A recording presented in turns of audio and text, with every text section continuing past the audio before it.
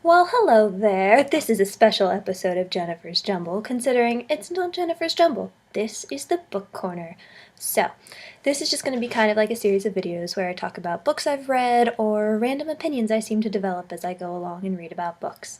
One of the topics for today: why do we read the classics?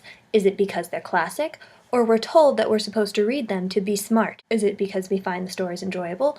Or is it because we think we should read them and then we think we find them enjoyable because that's what everyone else says? Do we really like the books, or do we like the ideas that the books convey? Or what people think when we say, "Oh yes, I've read that book, so good." I'm kind of a bookworm, so I actually read the Iliad and loved it. Whereas people can read it and be like, "Oh, this is so stupid," or people will read it just to say they've read the Iliad. But that's my own personal opinion. So at the moment, I am reading The Dubliners by James Joyce. Now, I'm not gonna lie, part of me picked this up because I thought, James Joyce, I feel like I should read something of his, but didn't know where to start, decided to start with some short stories. I'm only 2 in, they're a little interesting, but I still think they're good. I mean, I'm probably missing a little bit, but it's the first thing I've read by him, and he can be kind of difficult to get through, is what I've been told. So that's what I'm reading. Do we pick books just based on what's popular, like people reading Game of Thrones by George R.R. Martin? Are people reading these books because of the television series that's come out? Or are they reading them because they're interested in a land where summers can last decades and winters a lifetime and trouble is brewing? Do people read it because they like the fantasy genre? Or are they reading it because they think, I'll look cool if I'm reading this book because that's what everyone's doing, and so by that definition, it'll be good. Or they're just trying to understand what's going on in the TV show.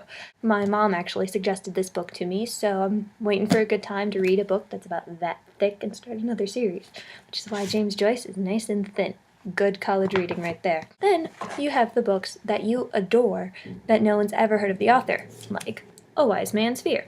This is the second book in a series. The first one is called The Name of the Wind.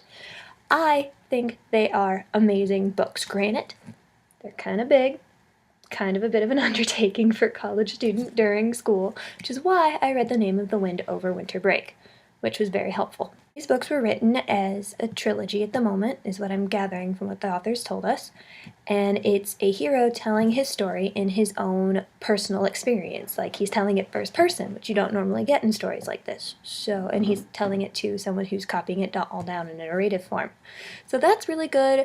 The prologue, this is my favorite part of the series, is the fact that the prologue and the epilogue are always exactly the same. And the last sentence in every single one is,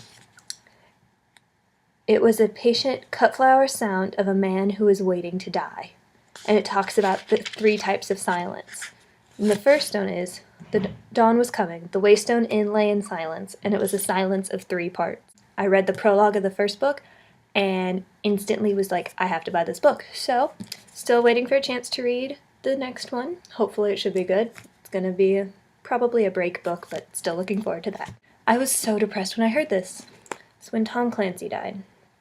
Now, Tom Clancy is known to be one of the best spy novelists of our time. Really done some of this stuff, which is why some people think that part of what he's written about actually happened. Some people believe there may be a Russian nuclear submarine off the coast of Virginia based on what happened in Hunt for Red October.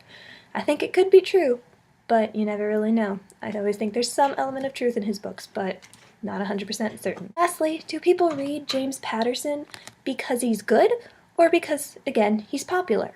Now, I haven't read this one yet, The First to Die. It's kind of interesting, thinking of women being as protagonists in novels, not really something that normally happens.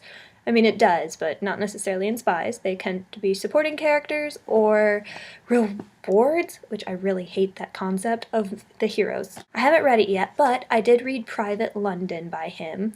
It wasn't written just by him, which was kind of evident in the way it would jump around in styles of writing and focus of the story. So, I mean, that might not have been a good one to start on James Patterson. But again, I picked him up because he's popular. Am I going to like him because I'm supposed to because he's popular? Who knows? But the first book by his I read wasn't necessarily the best, but I'm going to give it another chance because, again, my mother recommended this one to me, so I'm going to give it a chance. those are the 5 books I decided to talk about. I mean, there are some others that I've mentioned before. I did finish the Moscow Vector, so I've started, as you saw, reading James Joyce. Hopefully that goes well. They're short stories, so hopefully it'll be done soon. That's it for the first edition of Book Corner. Hope you liked it, and stop by next week. Are you stuck to the genre of book you like, or can you branch out?